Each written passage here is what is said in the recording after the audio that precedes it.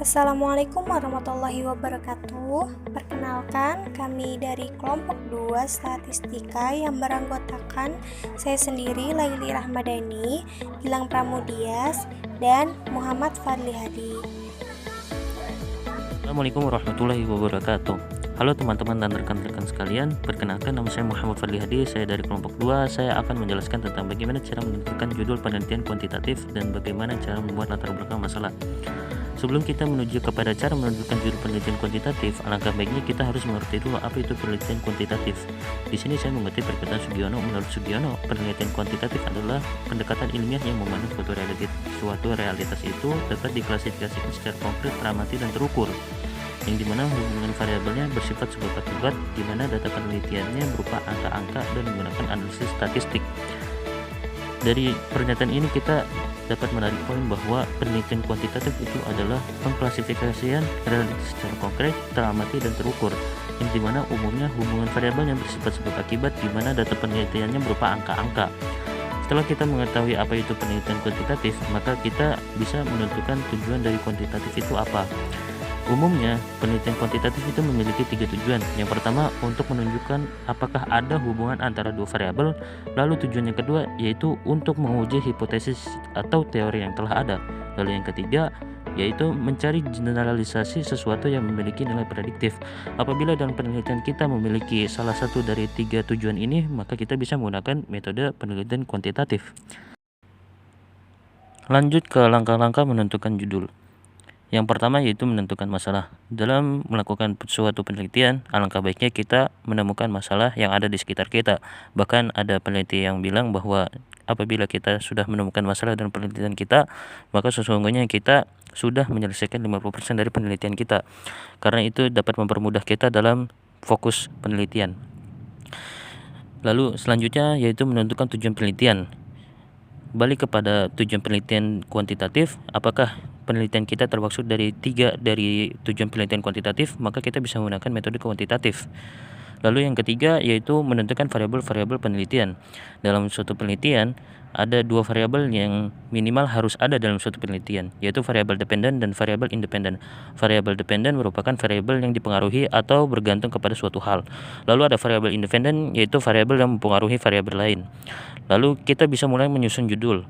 Judul umumnya terdiri dari kata yang mewakili tujuan penelitian seperti pengaruh, hubungan, efektivitas, dan keefektifan, dampak, dan lain-lain. Lalu sebagai contoh, sebagaimana judul dari kelompok kami yaitu dampak pandemi COVID-19 terhadap intensitas beribadah umat muslim Indonesia.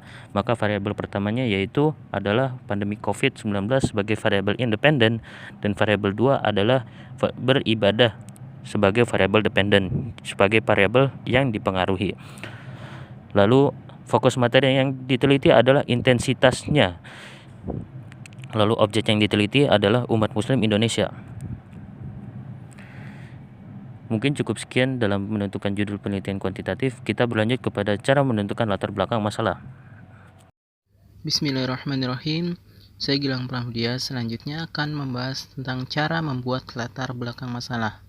Langkah pertama yang kita lakukan dalam membuat latar belakang yaitu adalah dengan menemukan masalah atau gambaran umum dari masalah yang telah kita pilih.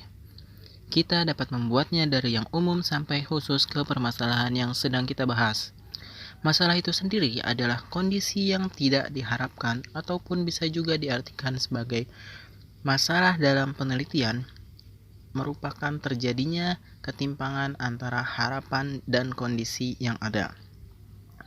Langkah berikutnya, yang kedua yaitu mencari data pendukung, yaitu seperti fakta-fakta, data-data hasil wawancara, maupun observasi atau pendapat para ahli yang memperkuat permasalahan yang sedang dan akan kita bahas tersebut.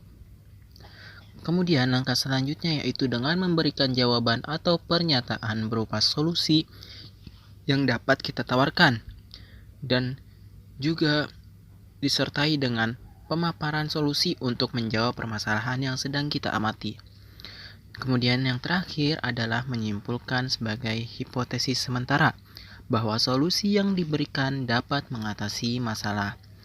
Langkah terakhir setelah kita menuliskan masalah, mencantumkan data-data pendukung, dan menentukan solusi yang didukung oleh teori serta penelitian terdahulu adalah meneruskan kesimpulan. Kesimpulan di latar belakang adalah kesimpulan yang melandasi kita dalam melakukan penelitian tersebut, sehingga muncullah judul yang akan kita bahas, seperti contoh berikut.